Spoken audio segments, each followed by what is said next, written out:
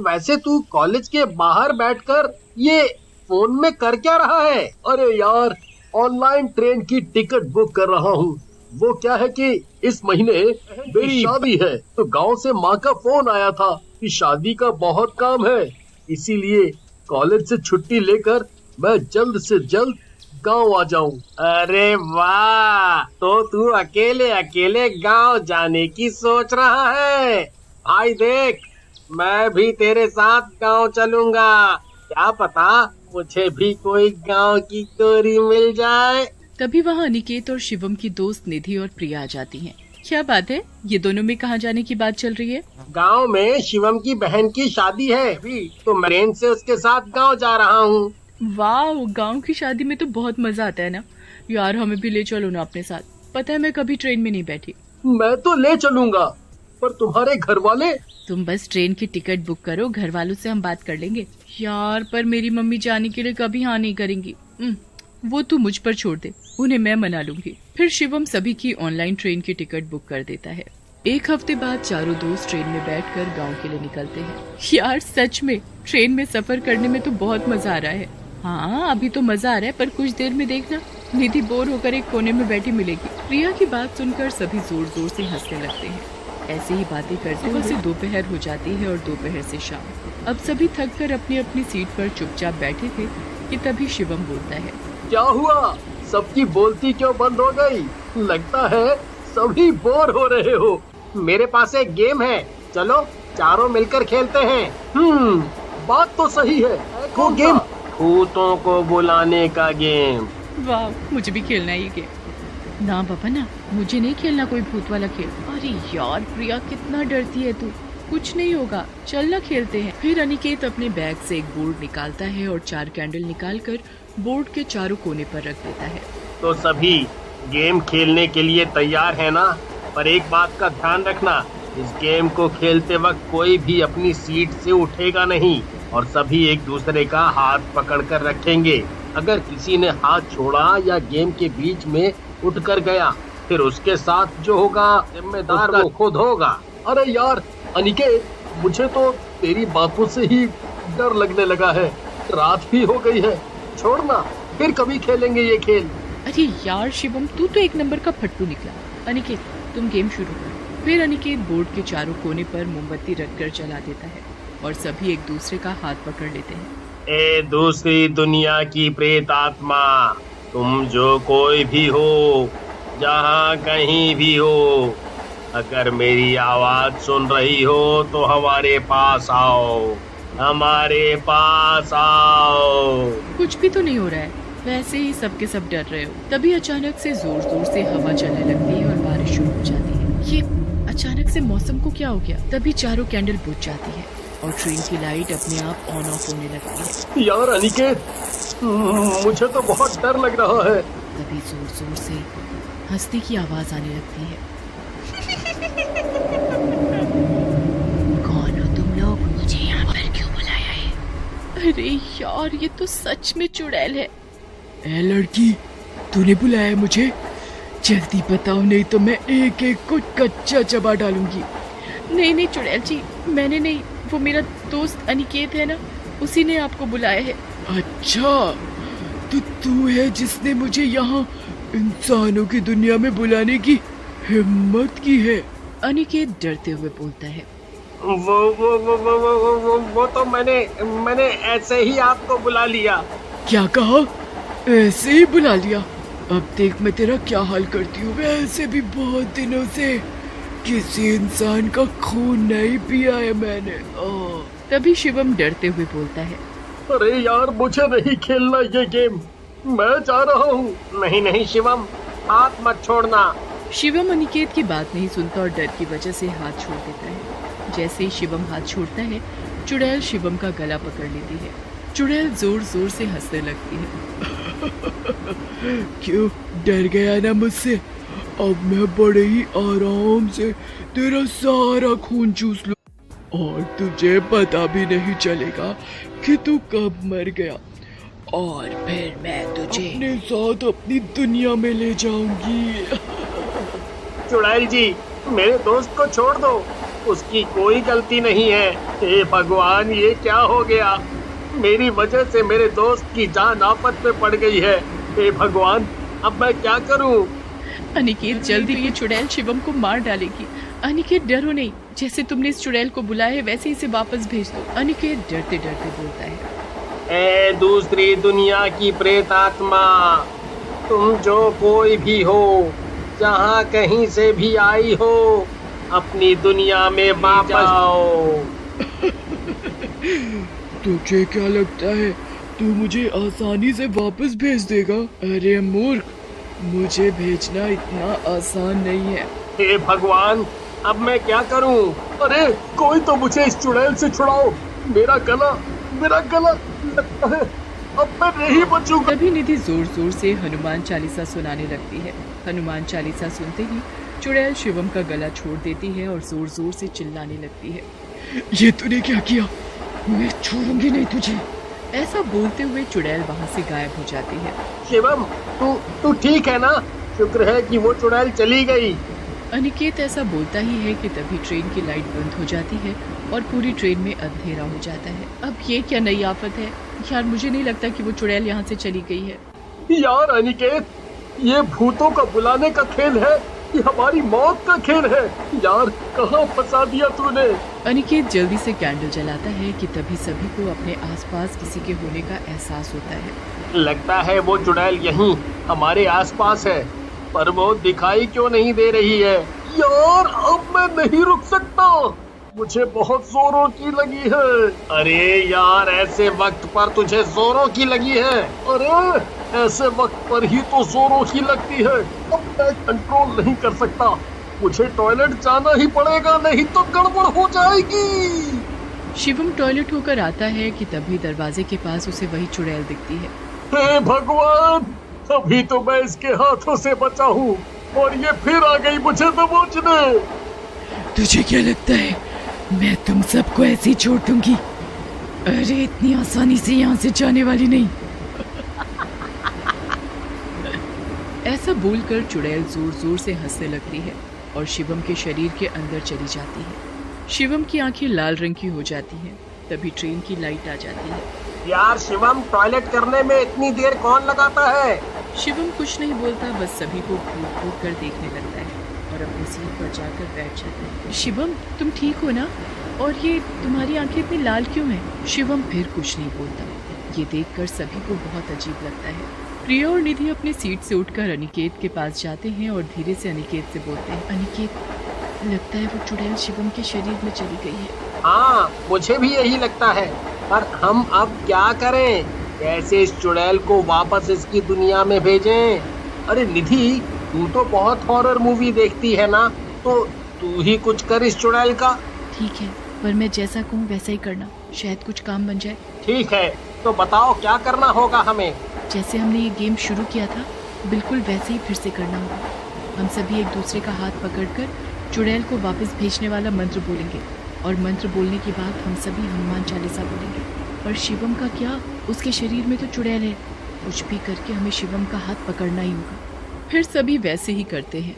Aniket board के चारों कोने पर जलती हुई कैंडल रखता है और सभी एक दूसरे का हाथ पकड़ते हैं। पर शिवम ऐसा करता है तो निधि अपने गले से हनुमान जी का लॉकेट उतार कर शिवम के गले में पहना देती है और कसकर शिवम का हाथ पकड़ लेती है।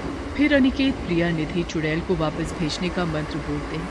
ए दूसरी दुनिया की प्रेत आत्मा, तुम जो कोई भी हो, जहाँ कहीं भी हो, अपनी दुनिया में वापस जाओ।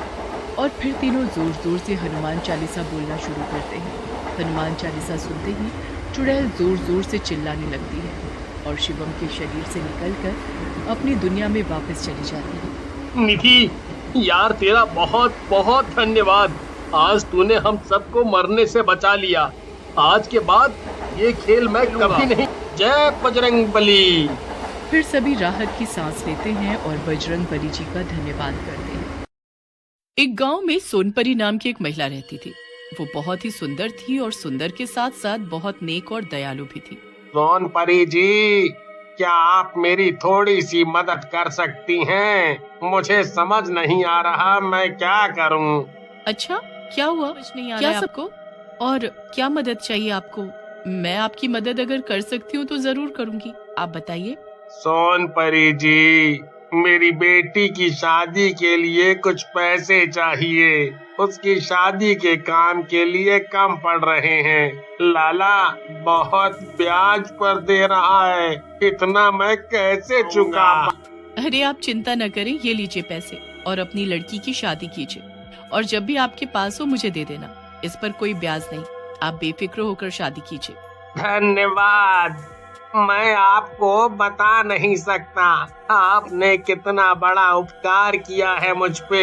मैं आपको ये पैसे जल्दी ही लौटा दूंगा। आप उसकी चिंता न करें, जाकर बेटी की शादी संभालें। सोनपरी मदद करने से कभी पीछे नहीं हटती थी और लोगों की भरपूर मदद किया करती थी, पर वो एक चीज में गांव वालों की मदद नहीं कर पा रही थी। उस गांव में नदी पर लोगों की आए दिन लाश मिला करती थी। ये हमारे गांव में हो क्या रहा है? हर 2 दिन बाद यहाँ किसी न किसी की मौत होती है। हमें जल्द से जल्द पता लगाना पड़ेगा आखिर ये कर कौन रहा है। उसी रात उस रास्ते से एक आदमी गुजर रहा था, तभी अचानक, भैया जरा सुनिए। अरे भैया, आप तो डर गए, इधर तो आइए, मुझे आपकी मदद चाहिए। नहीं, हम किसी की मदद नहीं करते हैं, हम बहुत गंदे आदमी हैं, हमें घर जाने दीजिए ना। और वो आगे बढ़ने लगता है। ऐसे कैसे भैया? आप एक बार मुड़कर तो देखिए मुझे, क्या पता आपका इरादा बदल जाए।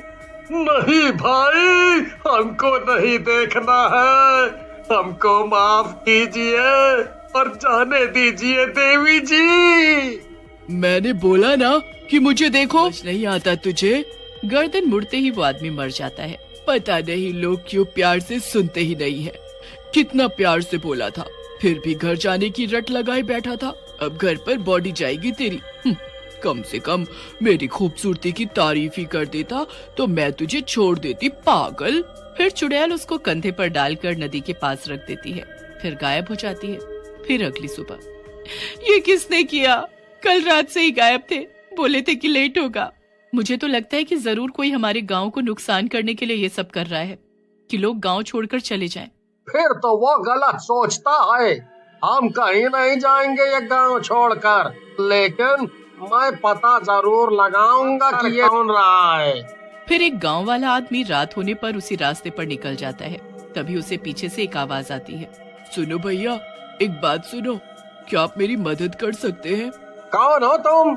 इससे क्या फर्क पड़ता है कि कौन हूँ मैं? क्या आप मेरी मदद करेंगे? अच्छा, तो तुम उन लोगों में से हो जो लोगों को मार रहे हैं? उन्हीं में से नहीं, मैं इकलौती हूँ जो तुम लोगों को मार। हाँ, मैंने ही तो मारा है और अब तुम्हारी बारी है। अरे नहीं, मुझे नहीं पता था कि तुम एक चुड़ैल हो।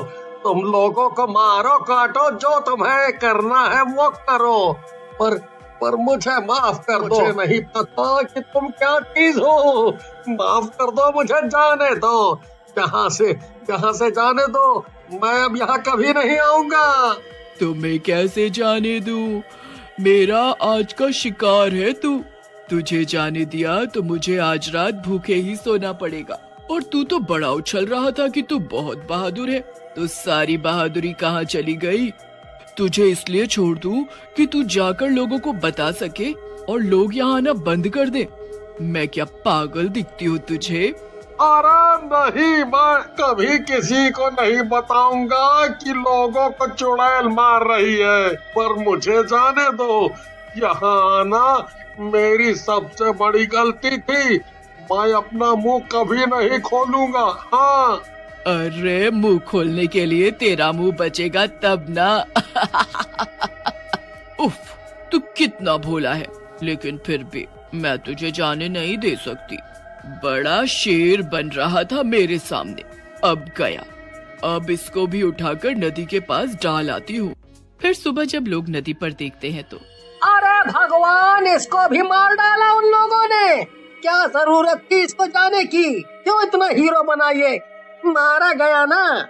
क्या किसी ने उसे भी मार दिया? देखिए, हम पुलिस के पास जाएंगे और जितनी फैमिली के साथ ये घटना घटी है उसकी मदद मैं करूंगी। आप सब पर कुंदन लाल को ये सब थोड़ा समझ नहीं आ रहा था। वो इस बारे में अपने दोस्त डॉली से बात करता है। डॉली भाई, एक बात समझ में नहीं आ रही। अगर इनको मारने का बस इतना कारण है कि गांव खाली कराना है, फैक्ट्री लगाकर पैसा बनाना है, तो खूनी इनकी चैन, घड़ी, पर्स, फोन क्यों नहीं ले जाते हैं? ये सब ऐसे ही किस लिए छोड़ दे रहा है? लगता है कि तुमको भी मरना है, तभी इतना बोल रहे हो। वो भी बोल रहा था, देखो क्या हुआ। ये बहुत बुरा है। किसी के साथ ये हो रहा है तो हमें इस बारे में चर्चा करनी होगी। सभी लोग उससे सहमति जताते हैं। भाई कुंदन, आज तो लेट होगा मुझे। अभी मैं इस रास्ते पर हूँ और इधर अंधेरा बहुत है। मुझे तो डर भी लग रहा है। अच्छा चल, मैं आता हूँ। अरे भाई डर मत, आराम से आ। हाँ। इतना कहकर सुनील फोन काट देता है, पर कुंदन लाल को टेंशन होने लगती है। सुनिए, क्या आप मेरी मदद कर सकते हैं? कौन है वहाँ पर और आपको क्या मदद चाहिए? आप मेरी मदद करेंगे क्या? मैं रास्ता भूल गई हूँ। इधर कुंदन लाल सुनील की चिंता में उसी सड़क पर आ जाता है, पर सुनील को किसी से बात करता सुन वो दोनों की बातें छुपकर सुनने लगा। सुनील, ये किससे बातें कर रहा है? कहीं ये उन लोगों में से तो नहीं है? सुनो, आप कहाँ रहती हो और इतनी रात में यहाँ क्या कर रही हो? मैं यहीं रहती हूँ और तू मेरा शिकार है। अब मैं तुझे आज मार डालूंगी। ये क्या? ये तो चुड़ैल निकली। कितनी गंदी दिखती है। अब मैं सुनील को कैसे बचाऊं? मैं इसका ध्यान किसी और तरफ करता हूँ, तभी मैं सुनील की मदद कर पाऊंगा। वो दूसरी तरफ पत्थर फेंकता है, जिससे चुड़ैल का ध्यान उस ओर जाता है और कुंदन लाल सुनील को लेकर भाग जाता है। ढूंढने पर भी जब चुड़ैल सुनील को नहीं ढूंढ पाती तो वो वापस जाने लगी और वो दोनों उसका पीछा करते हैं। आज तो कोई भी शिकार नहीं मिला। एक मिला भी तो भाग गया, पर वो कौन था झाड़ियों में? मुझे किसी इंसान की गंध तो आई है कि जरूर कोई और भी था जिसने उसे भागने में मदद की है। चलो कोई बात नहीं, कल तो पता लग ही जाएगा। भाई सुनील, ये तो अपने ही गांव में जा रही है। क्या ये हमारे ही गांव में रहती है या फिर कोई और शिकार ढूंढने जा रही है? हमें गांव के लोगों को सतर्क करना चाहिए। नहीं, रुको कुंदन लाल, देखो उसने साधारण वेशभूषा ले ली है। मुझे तो लगता है वो यहीं रहती है। वो हमारे ही गांव में रहकर हम लोगों को मार रही थी।